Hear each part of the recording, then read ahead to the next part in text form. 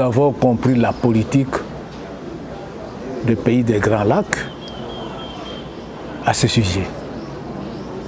Moi, je ne comprends pas pourquoi la société civile, elle n'est pas là pour chercher à créer l'amitié entre le pays voisin avec notre pays. La société est devenue très allergique vis-à-vis du Rwanda. C'est anormal.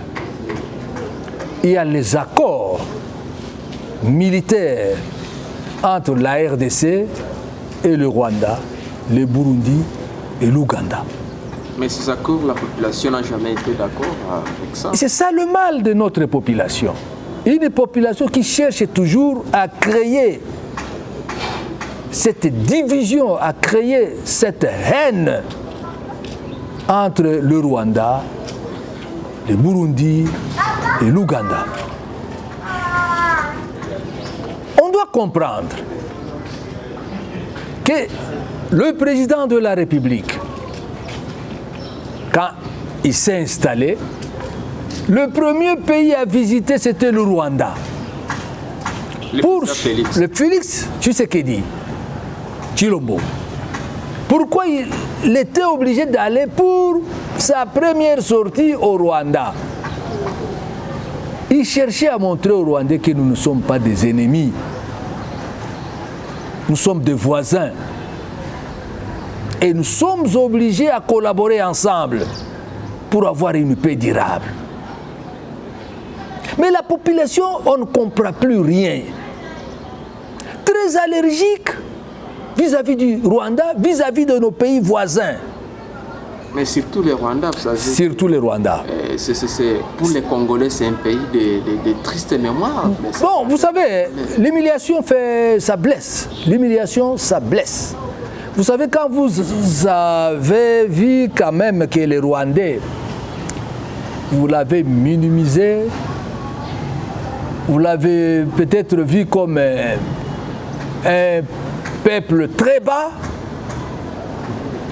et maintenant, il se révolte, ça fait mal. Je sais que l'humiliation, ça fait mal. Mais d'autre part, l'humiliation peut corriger les erreurs. Les Congolais sont tellement allergiques au peuple rwandais. Et c'est mauvais. Je vous dis ceci. Vous avez vu que le président Félix Antoine Tshisekedi, il est allé en Ouganda entre le président ougandais et le président rwandais pour essayer de les réconcilier. C'est ça un président. Tu dois te montrer que tu es leur aîné, tu vas les aider à se réconcilier. Et c'est ça un bon président qui cherche la paix. Et c'est ce qu'il fallait. C'est comme Mobutu à l'époque, entre Habyarimana et de l'autre côté Micheombero et consorts. C'est lui qui disait que je suis leur grand frère. S'il y a un problème, je veux les aider à mieux comprendre. La CEPGL, le Zaïre payait 50% de leur contribution. Le Rwanda 25 et le Burundi 25. C'est ça. On montre que nous sommes Congolais, nous sommes leurs grands frères. Mais, monsieur Defi, revenons sur cette question d'actualité. L'incursion ou la présence de l'armée rwandaise sur les sols congolais. Pourquoi toujours cette armée fait aller toujours vers les Congolais? Mais on l'a dit, ouais. Mais j'ai suivi le porte-parole de notre armée, ouais, qui avait démenti. Il a dit non, c'est faux. J'ai suivi ça à la radio Okapi. Hein? Le major qui c'est... Ouais. Bon, il a dit ça, il a démenti, il a dit non. Les militaires rwandais n'ont jamais traversé notre frontière. Il a démenti. Et finalement, vous devez savoir qu'il y a des accords entre les deux armées. Il y a des accords. S'il y a un problème, ils peuvent en tout cas s'entraider. Mais le peuple ne veut pas comprendre ça. S'il y a un problème, on dit voilà, il y a des gens qui peuvent entrer chez nous, allez, faites comme ça, c'est leurs accords. L'armée rwandaise peut venir chez nous. L'armée congolaise peut aller au Rwanda. Donc ce sont des accords bien signés avec les deux États. Mais il n'y a jamais eu de traversée côté congolais vers le Rwanda. Ah, ça, je ne sais pas. Mais il y a des accords. C'est ce qu'il fallait faire. C'est ce qu'il fallait éduquer notre population. Donc, entre le Congo et le Rwanda, il y a des accords. Que l'armée rwandaise peut vraiment venir sécuriser notre armée, aider notre armée dans notre pays. Vous avez vu que, bon, je ne sais pas c'est quel mois, il y avait une réunion ici, à Goma. On n'a pas, c'est-à-dire que je vais vous dire ceci. Il faut dire la vérité à cette population. Ok, il y a des accords. Ils sont là. Les deux armées peuvent entrer dans deux côtés. S'il y a un problème, l'armée congolaise peut aller au Rwanda aider l'armée rwandaise dans cette affaire-là, pour chercher la paix. L'armée rwandaise peut entrer chez nous pour aider notre armée, pour chercher la paix. Il faut dire la vérité à la population, on ne peut pas cacher. Mais la population... Alors maintenant, dites-moi, la population, la société civile, vous donne une information. Mais les militaires demandent l'information. Est-ce que la population ne peut pas comprendre qu'il y a quelque chose? Ok, donc on ne peut pas... Ça ne se cache pas. Ça ne se cache pas. Retenez bien qu'il y a des accords. Mais que la population ne veut pas s'impliquer aussi. Mais qu'est-ce qu'on peut craindre dans les jours qui viennent, surtout avec ces accords? On a Mais craindre quoi? Il y a ceci. Il y a le Rwanda qui dit voilà, il y a des ennemis du Rwanda chez nous, en RDC. Ok? Ils cherchent bien à sécuriser leurs frontières et à montrer leur présence, que nous sommes là. Si vous venez nous attaquer, nous sommes là. Mais ça gêne notre population. C'est anormal. Est-ce qu'on veut la paix ou bien on veut la guerre? Donc, ce qui est vrai, l'armée qui était concernée, c'est l'armée congolaise, qui pouvait dire, voilà, nous sommes menacés par l'armée rwandaise. Mais vous, société civile, vous dites, voilà, ces gens-là sont là. L'armée elle-même, l'armée congolaise, dément. C'est faux. Alors, nous allons accepter qui? La société civile ou bien on va accepter l'armée congolaise? Voilà, Monsieur Defina, dans ce même angle, revenons sur ce communiqué que les rebelles hutu-rwandais, qui est l'FDLR, a rendu public, en dénonçant aussi la présence de l'armée rwandaise sur les sols congolais. Mais leur crainte est qu'ils montraient que leur présence au Congo les mettent en danger, c'est parce qu'ils viennent massacrer soit les rebelles hutu-rwandais et commettre d'autres exactions sur les sols congolais. Comment vous analysez ça? Ça, c'est les FDLR qui dénoncent aussi. Ils dénoncent, mais ils savent bien que c'est ça les accords, que l'armée rwandaise peut venir ici pour leur combattre. Ils doivent le savoir. Et l'armée rwandaise, chaque fois ils font des appels, que ces gens-là rentrent chez eux au Rwanda. Les FDLR, disons, je ne sais pas comment on les appelle. Comment on les appelle maintenant, je ne sais pas. Les FDLR. Oui. Donc, il y a certains FDLR qui rentrent chez eux et sont bien accueillis au Rwanda. Nous, les Congolais, nous ne devons pas faire des alliances avec des rebelles. Donc, nous cherchons à dire, voilà, nous allons appuyer les FDLR pour aller combattre au Rwanda. C'est ça le mal. Laissons l'affaire de Rwandais aux Rwandais. Donc vous savez que ces FDLR sont poursuivis, poursuivis par Kigali. Mais il y a d'autres qui rentrent et ils sont bien reçus au Rwanda. Ça, il faut connaître ça. Et ceux qui résistent... Ceux qui résistent, ils se reprochent de quelque chose. Ok? Nous ne devons pas, c'est clair, nous ne devons pas garder les ennemis du Rwanda chez nous. Donc si vous les gardez, donc, il y a un problème. C'est là que vous allez créer maintenant un problème entre le Rwanda et le Congo. C'est une affaire de Rwandais. Mais nous, les Congolais, nous devons surtout, les Hutus congolais, qu'ils fassent attention de ne pas s'ingérer dans les affaires de Rwandais.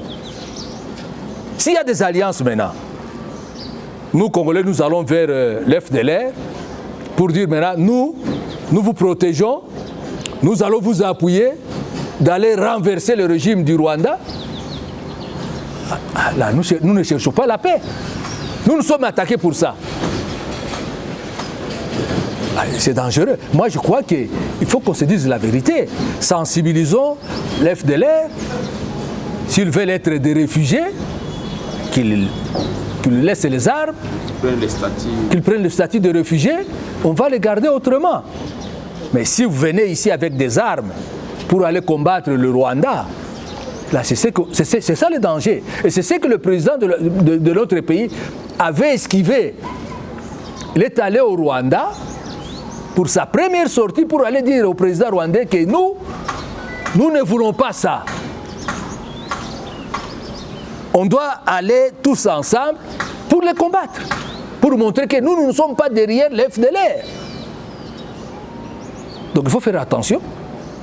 Si vous dites, voilà, nous gardons l'FDLR ici pour aller combattre le Rwanda. Donc nous sommes complices. Un jour, l'armée rwandaise peut venir maintenant les chercher par force.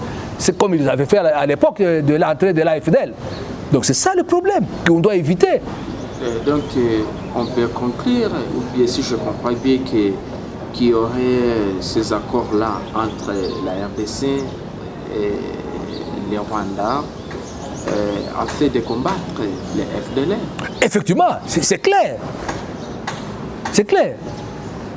Si on parle d'ADF-NAL ou tous ces bandes armées pour chercher la paix, alors toutes les armées limitrophes, on voulait former tout un groupe des armées limitrophes pour aller combattre ces gens-là, à la recherche de la paix.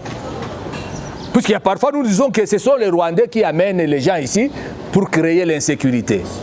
Parfois, on dit, voilà, c'est les Ougandais qu'on amène les gens ici. Bon, qu'on parte tous ensemble et combattre maintenant ces groupes armés. Pour ne pas dire, voilà, tel pays a encouragé. C'est ce qu'on voulait. Mais la population a refusé. En fait, il faut tout un débat sur ce point-là. Il faut tout un débat. C'est-à-dire que, je l'ai encore dit un jour avec vous, que j'ai vieilli, mais cette histoire du Rwanda avec les Congolais, ça perdure. Ça perdure. On a minimisé, négligé les Rwandais, on croyait que c'était un petit peuple, tout ça. C'était un problème que je connais. En fait, l'armée infiltrée, l'armée congolaise est infiltrée. Mais ça me fait souvent mal. Moi, quelqu'un comme unificateur, comme ambassadeur de la paix, ça me fait toujours mal. Le président l'a bien dit, je crois c'était... Bon, le pays m'échappe, que les Banyamulenge sont des Congolais. Mais cette population congolaise refuse. Quand vous refusez, vous cherchez quoi? L'insécurité, la guerre. Est-ce que je le dis à votre micro? Est-ce que les gens qui ont fait plus de 2 siècles, on doit les chasser pour aller où? Parce qu'ils ont leurs origines aussi.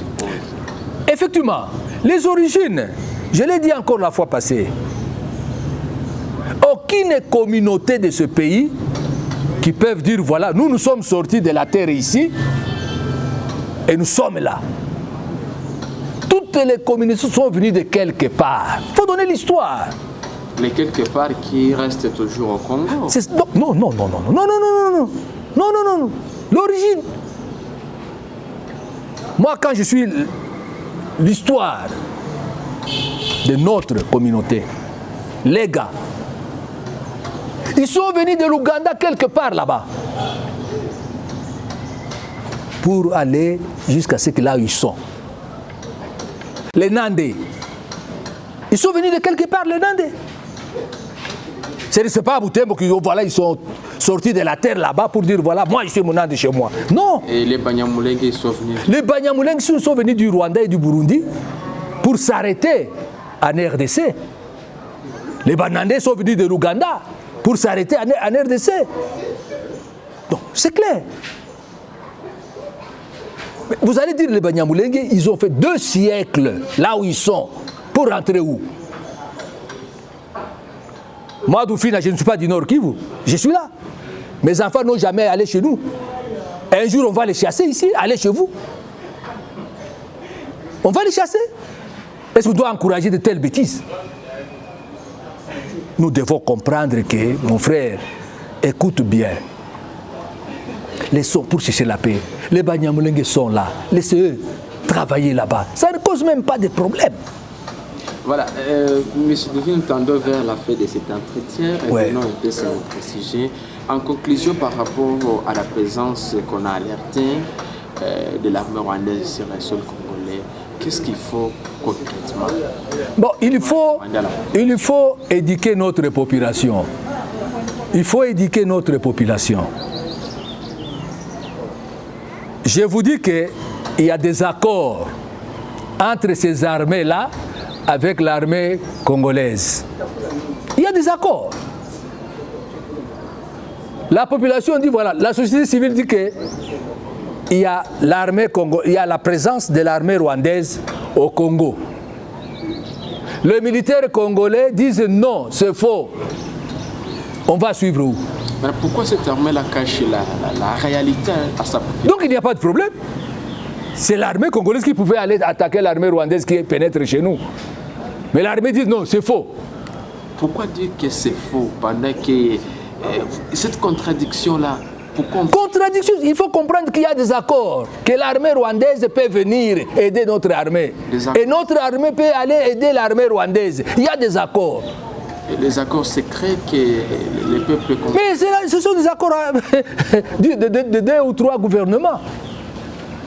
Il faut dire la vérité à la population. Il y a des accords entre ces armées-là.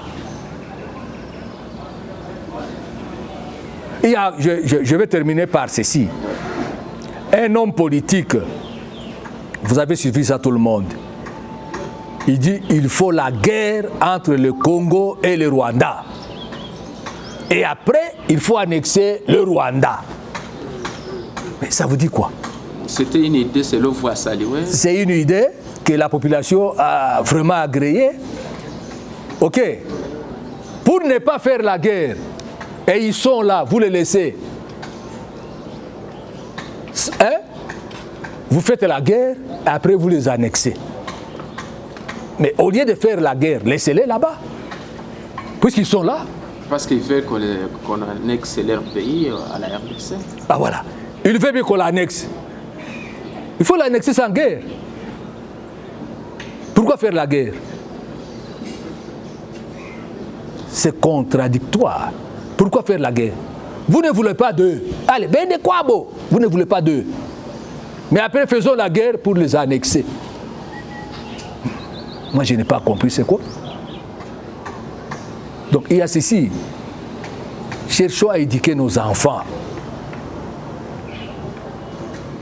Je l'ai dit avant-hier. On m'a demandé, la solution maintenant, c'est laquelle? Nous avons autant des officiers militaires de Banyamulenge. Mais ces gens, pendant de guerre, on les fait tuer. Ils sont en train de mourir pour ce pays. Et après, vous dites que ce sont des infiltrés. Ça n'a pas de sens. Quand il y a la guerre, vous les envoyez là-bas pour aller mourir pour ces pays. Après, ce sont des infiltrés. Mais comment est-ce qu'on peut aller comme ça? Je ne sais pas. Vous devez retenir que les Banyamulenge ont fait la guerre avec les Rwandais. Vous devez savoir ça. À Uvira, il y a eu la guerre entre les Banyamulenge et les Rwandais. On a chassé les Rwandais à Uvira. Les Banyamulenge. Ils sont tous les nilotiques. Moi, je suis quelqu'un de droits humains. Bon, en Allemagne, il y avait un mur. Le mur de Berlin. Ça existait. Mais on a été obligé de détruire ce mur. Moi, vous n'allez pas dire que la SVOCO peut accepter qu'on puisse ériger un mur entre le Rwanda et la RDC. Ça n'a pas de sens. Ça, c'est l'extrémisme. Donc, ce sont des extrémistes qui le disent. C'est malheureux. Nous sommes là pour l'unification.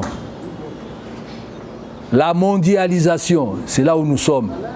Mais il y a des gens qui pensent encore qu'il faut ériger un mur entre le Rwanda et la RDC. Donc ils sont encore malades. Ils sont encore malades.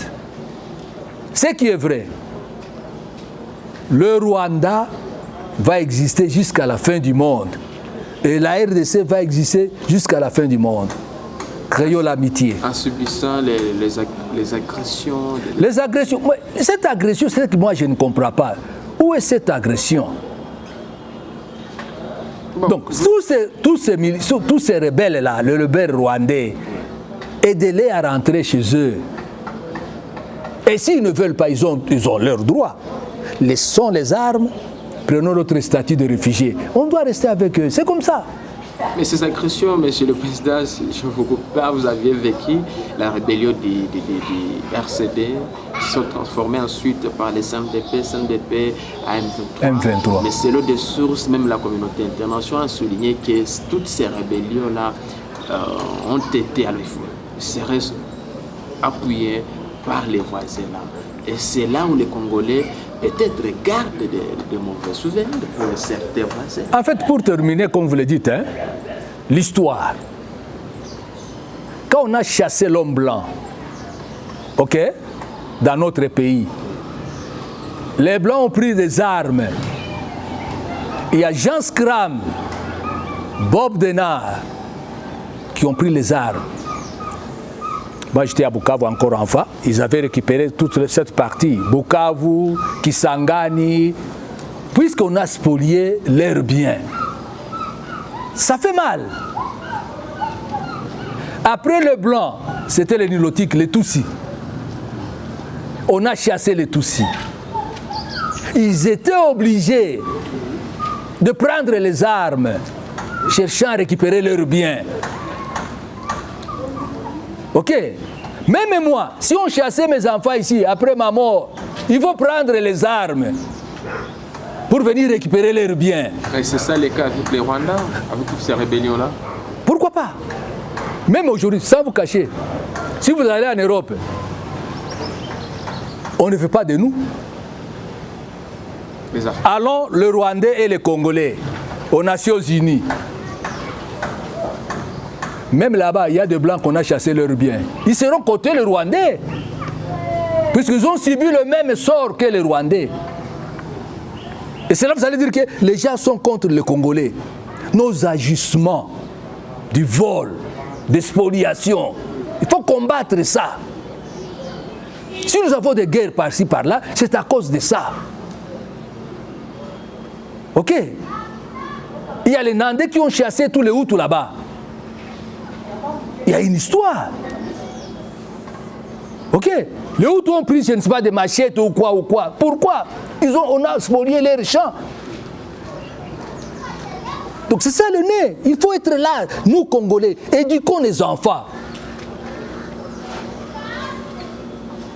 Moi, j'étais né à Bujumbura, vers les années 55.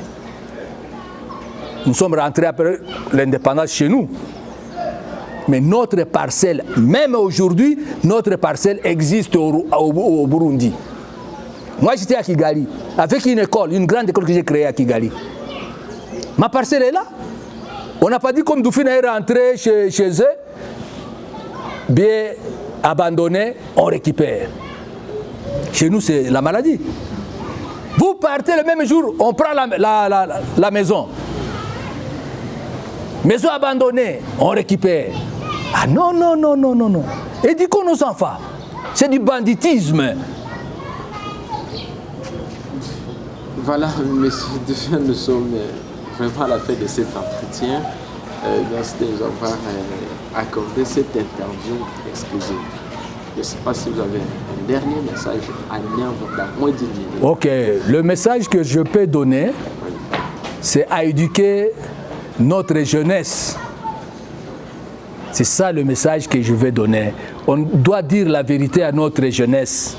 Nous ne devons pas rester des gangsters. Nous devons respecter les droits humains. Et quand on respecte le droit de l'homme, nous serons civilisés. Merci beaucoup. Merci. Okay.